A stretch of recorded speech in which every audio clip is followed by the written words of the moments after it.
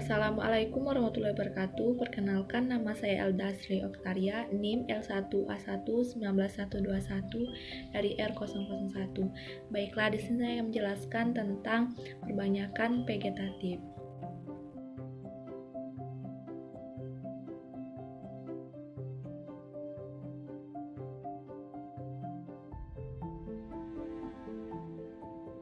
Perbanyakan secara vegetatif merupakan salah satu proses perbanyakan tanaman dengan menggunakan bagian-bagian vegetatif pada taman seperti akar, batang, atau daun untuk menghasilkan tanaman baru yang sama dengan induknya. Perbanyakan tanaman secara vegetatif merupakan perkembangbiakan tanaman yang terjadi tanpa proses perkawinan. Bahkan tanaman yang berasal dari bagian vegetatif bisa disebut bibit. Kelebihan perbanyakan vegetatif yaitu masa muda tanaman relatif pendek, tanaman lebih cepat berproduksi, dapat diterapkan pada tanaman yang tidak menghasilkan biji. Sifat-sifat yang lebih baik pada induknya dapat diturunkan pada tumbuhan pada tanah yang memiliki lapisan tanah dangkal karena memiliki sistem perakaran dengan yang dangkal. Kelemahan perbanyakan vegetatif yaitu sistem perakaran kurang kuat karena tidak memiliki akar tunggang, mewarisi sifat jelek induknya di samping sifat baik induknya.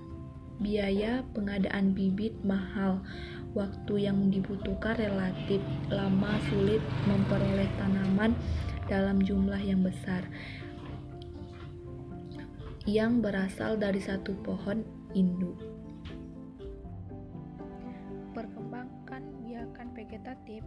Perkembangbiakan terjadi secara alami dan karena buatan manusia.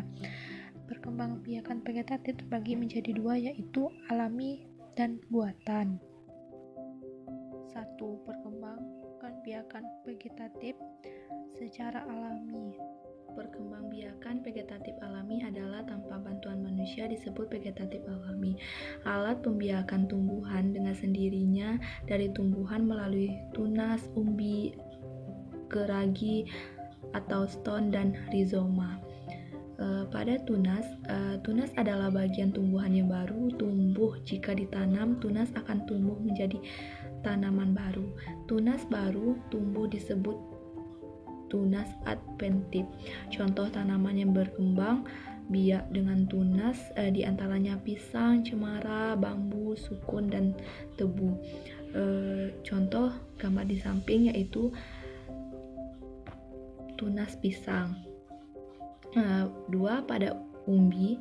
Umbi tanaman yang berkembang biak. Dengan cara ini ditanam dari umbi yang keluar akar dan tunas sehingga tumbuh tanaman baru. Umbi yang ditanam menjadi sumber makanan bagi pertumbuhan tanaman sebelum mengisap makanan sendiri dari tanaman. Contoh tanaman yang berkembang biak dengan umbi, baik umbi akar maupun umbi lapis, ialah kentang, bawang merah, bawang putih, dan wortel. Contoh gambar di samping yaitu pada umbi bawang merah. 3. Geragi atau stolon adalah batang yang tumbuh dan menjalar di permukaan tanah. Stolon tersusun atas ruas-ruas. Setiap ruas yang menempel pada tanah akan membentuk akar dan tumbuh tunas baru. Tanaman baru akan tumbuh pada ruas-ruas dan tidak bergantung pada induknya. Jenis tanaman yang berkembang biak dengan stolon diantaranya adalah stroberi, pang, peganggan, dan rumput teki. Pada gambar di samping yaitu pada tanaman stroberi.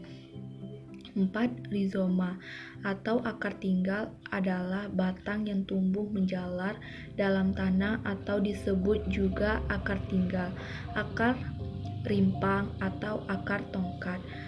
Tanaman yang berkembang biak dengan akar tinggal adalah lengkuas, jahe, alang-alang, kunyit, temulawak, dan lain sebagainya. Pada gambar di samping yaitu pada tumbuhan lengkuas. 2. Perkembangan biakan vegetatif secara buatan. Perkembangbiakan vegetatif buatan ialah perkembangbiakan vegetatif dengan buatan dengan tangan manusia. Tujuannya untuk memperoleh tanaman baru dengan cepat berbuah atau berbunga dan sama dengan induknya.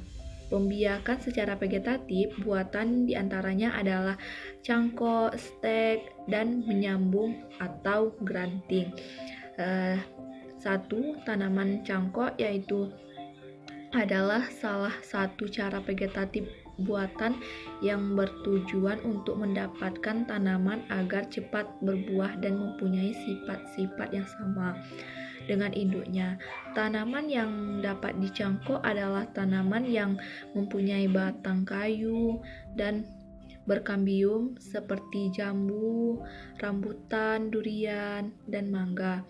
Contohnya pada tanaman yang di samping yaitu tanaman cangkok mangga.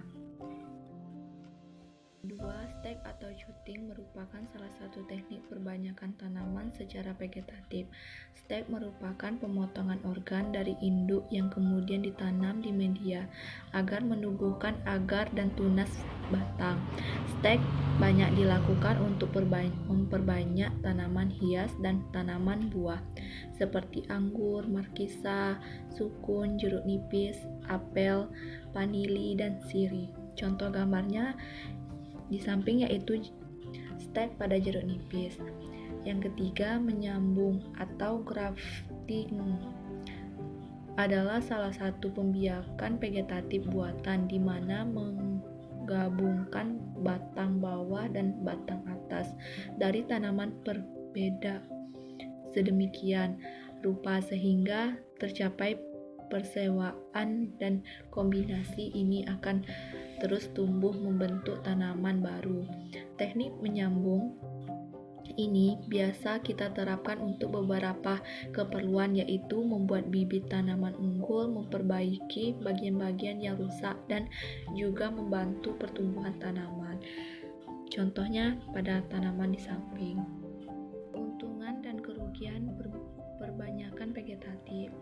Perbanyakan tumbuhan secara vegetatif alami dan buatan ternyata memiliki keuntungan sekaligus juga terdapat kekurangannya.